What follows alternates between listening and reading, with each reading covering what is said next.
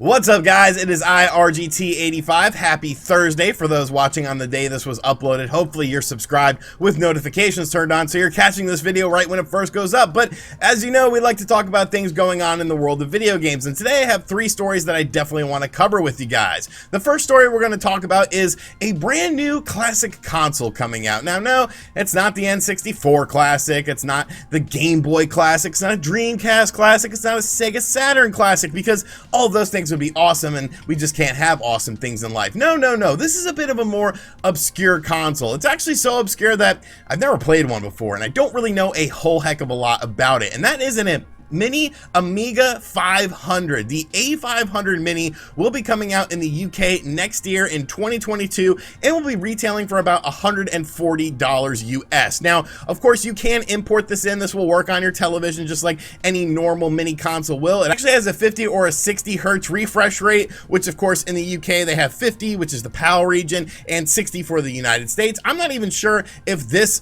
Amiga 500 came out stateside. I know that the Amiga 32 CD did come out stateside. I don't know, maybe it did. It was like a weird computer thing, and I kind of want it. I kind of want it because, like I said, I don't know any of these games really. Like, there's one or two games that I am familiar with. The system will be coming with 25 different games, and some of the games that I was familiar with were games like Alien Breed 3D, which I know came out on the Amiga 32 CD, and Zool, which I believe came out on the Atari Jaguar, and maybe it was Zool 2 that came out on the Jaguar, but I know I own a Zool for the Atari Jaguar. But beyond that, this is pretty much a mystery console to me. It's going to come with a USB mouse modeled after the original one that you would use on the computer, and it also comes with a modern 8-button gamepad that honestly looks a lot like the Amiga 32 CD controller, except they changed the button names on it. On the Amiga 32 CD button controller, like, it was ridiculous. Like, they had like weird like pause and rewind where the names of the buttons, now they're actually labeled with just letters, which is the way it should have been in the first place. Now, the keyboard on this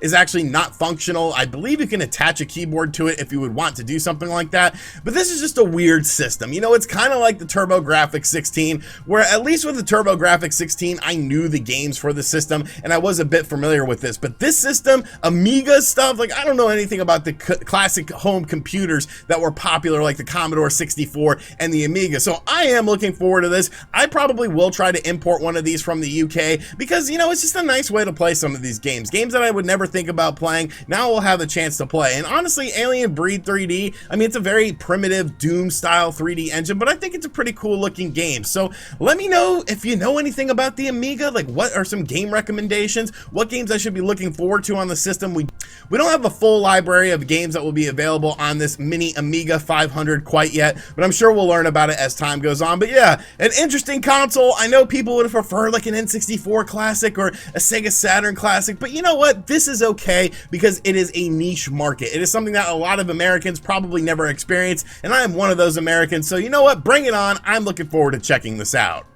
Next up, we have to talk about this abandoned situation for the PlayStation 5. I'm going to catch you guys up to speed with this game, just my timeline of events with it, because I've been paying attention to it. I remember this game was first revealed a few months ago, earlier this year, and they did like a little teaser trailer for it, and it was just like a wooded area, and it looked kind of like a first-person horror game, maybe a bit like the Blair Witch Project that came out last year, and there was like a little fire setting, and like that was it. That was all we really saw. We just knew it was going to be a PlayStation 5 exclusive. But ever since this game was announced, the hype around it has been absolutely ridiculous, and the shame is not that it was hype generated by fans of this game. It was actually hype generated by the company themselves, Blue Box Studios, and even Sony is guilty of this hype. So like I said, we got this initial teaser trailer, and the team sort of teased that it was going to be a game in a franchise sort of modeled after a game in the franchise, and the game's franchise began with an S and ended with an L.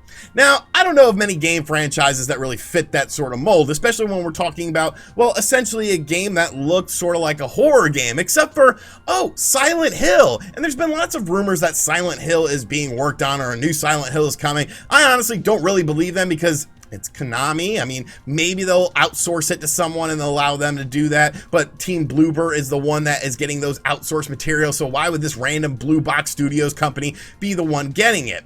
Well, then, after this whole thing, they sort of said, hey, we're not involved with Kojima, we don't have anything to do with it, but then they put up a new picture to sort of get you ready for Abandon, and why does this son of a bitch look like Solid Snake, or Solid is Snake? And it's like, what are you doing here? You're saying that this game has nothing to do with Metal Gear, you're saying that this game has nothing to do with Silent Hill, you're saying this game has nothing to do with Kojima, yet you're perpetuating this motion that this game does have something to do with it by essentially teasing things. Begins with an S, ends with an L. Here's this dude who looks like Solid Snake or Solid is Snake, but no, it doesn't have anything to do with that. Well, everything was going to come to a head because they essentially released an app for the PlayStation 5, and you would download this application, and at 3 p.m. Eastern on August 10th, you would be able to get like this immersive trailer experience that would use like 3D audio. Why you can't just upload it on YouTube, I'm not quite sure, but this was supposed to be the big coming of being for this game. And like the lead guy from the studio like did a video saying like he was stressed out and sorry, and it's like, you know what, okay,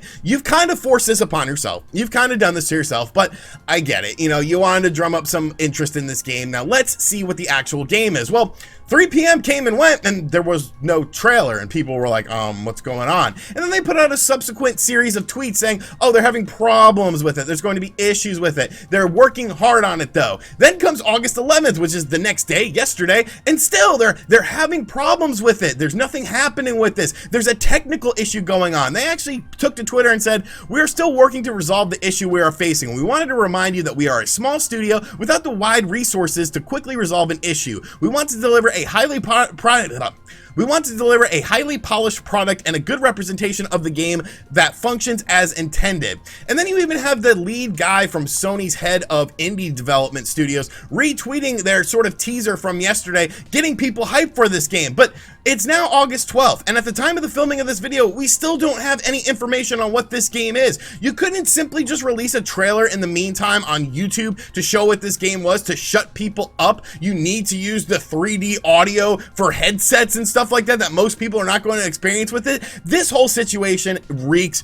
There's one of two things going on with this. This is either a publicity stunt, a marketing scheme that has gone horribly wrong, and the onus falls on Blue Box Studios and Sony for promoting this as even happening, or this is a project that doesn't exist. Like, it's nothing. It's just, if you look at the original trailer, like, it's just assets, you know? It's just a wooded area, a little fire going on, a little campfire. Like, anyone could have put this together in Unity and thrown it out there. Like, either this is a long con, or it's just something that doesn't exist. And really, either way this is going to turn out, I think a lot of people are pissed off. I know I'm pissed off. Like, imagine someone telling you, oh, we're gonna do this at 3 p.m. and then people are like anticipating it and hyping it, and then you still don't do it. You don't do it 24 hours later, you still don't have it up. 48 hours later, you still don't have it up. When you could have just uploaded a trailer onto Twitter, you could have uploaded a trailer onto YouTube. Nobody needs to experience this special 3D audio or anything like that. So I don't think this has anything to do with Silent Hill. I don't think this has anything to do with Metal Gear Solid. I don't think this has anything to do with Kojima. I think this is a company that just got in over their head, and now they don't know what the hell to do because all these people are anticipating this game. But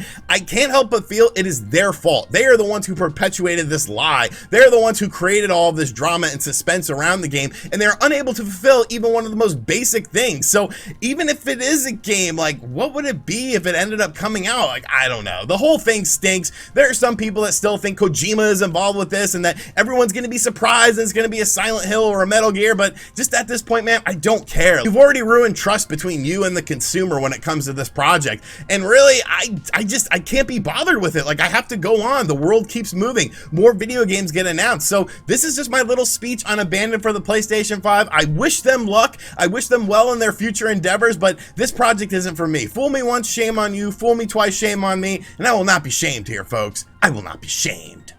And finally, about a week or so ago on the channel, we talked about a nasty little bug that was messing up Skyward Sword HD for the Nintendo Switch. Now, if you watched my previous video on Skyward Sword HD, you would know one thing. I love this game now. Well, maybe I don't love it. No, I think I do love it. It's maybe not as good as a game like Ocarina of Time or something like that, or Twilight Princess, but I still think it's a competent and really well executed 3D game within the Zelda universe. And I think they did a great job with this version of the game, making the visuals in HD, and of course, adding in in those button controls. This is the version of the game that should have been available on day one on the Wii, maybe minus the HD graphics, but give people the option to play with normal controls, because I think people would have had a better feeling about this game initially when it first came out, because the motion controls just really soured me on this game. But like I said, much like the original release of Skyward Sword on the Nintendo Wii, where Nintendo actually had to release a downloadable patch that you had to go into the Nintendo Wii's eShop and download to fix your copy of Skyward Sword, Skyward Sword HD had a weird glitch with the Lunaru mining section.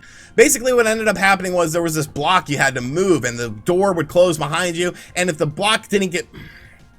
Basically what happened is there was a block in the Lunaru mining section where the door would close behind you and be locked. So the only way to get out was to use this block and push this block in order to access a higher point of the area that you're in and go through another door. But what was happening was the block was actually getting stuck when people were moving it, and basically you were soft locked in this game. You had no way to get around it. But Nintendo evidently just released a patch for Skyward Sword HD that brings the game up to version 1.01. Now within the patch notes of the game, it just says general, fix several issues to improve the gameplay experience. So more than likely we are talking about that Lunaru mining glitch. I did hear that there were some other glitches that were happening in the game that were causing the game to soft lock. It's kind of ironic because, like I said, the Wii version of this game had that major issue with it that so many people encountered, and now it seems like people are finding more issues with this game. But thankfully, in my playthrough of the game, which was about, I want to say 33 plus hours, I did not experience any glitches that would cause me to have to restart my game or lose my progress. So it looks like all of these issues have been fixed. Maybe we'll see more patches come down the road if more issues pop up with this game. But honestly, if you haven't picked up Skyward Sword HD, you've kind of been on the fence about it, or maybe you were like me and you didn't like the Wii version of the game, I fully recommend it. It's definitely worth checking out again because I think it's a really solid 3D Zelda game, and I think the new improvements to the game, the quality of life features as well, just makes this a game that you can actually enjoy in 2021. Alrighty, so that is going to do it for today's video. Hope you guys enjoyed it. Be sure to let me know what you think of everything in the comment section down below. And as always, thank you guys for checking out this video. If you are new to the channel, be sure to subscribe and turn on notifications. Check out other videos on the channel as well. And as always, I'll catch you guys on the next one. It's very hot in here. We're having a heat wave. I'm sweating. Later.